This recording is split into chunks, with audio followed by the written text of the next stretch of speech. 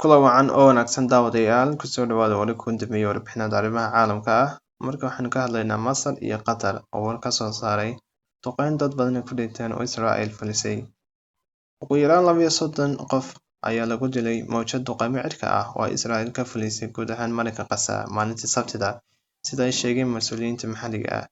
Hay'adda difaaca rayidka oo ay maamusho Xamaas ayaa sheegtay in carruur iyo haween ay ka mid yihiin dadka la dilay. Waxay intaas ku dartay in mid ka mid ah weerarka ay diyaaradaha qumaatiga u kaca ee dagaalka ay duqeeyeen teendho ay ku jireen dad barakacayaal ah oo ku taalla magaalada Khan Younis ee koonfurta.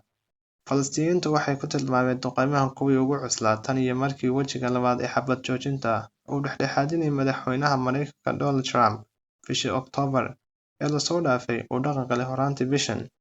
Militariga Israa'iil ayaa xaqiijiyay in weeraro dhowr ah la fuliyay, iyagoo sheegay in ay jawaab u ahaayeen waxa ay ku tilmaameen jebin ay Xamaas samaysay heshiiskii maalintii Jimcaha.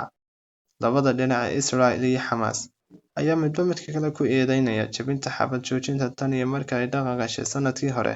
Bayaan ay soo saareen ciidamada difaaca Israa'iil IDF ayaa ku sheegay in 8 argagixiso la arkay iyagoo ka soo baxaya kaabayaasha argagixisada ee dhulka hoostiisa ku yaala bariga Rafah oo ah aag ka tirsan Gaza halkaas ciidamada Israa'iil lagu dejiyay heshiiskii bishii Oktoobar.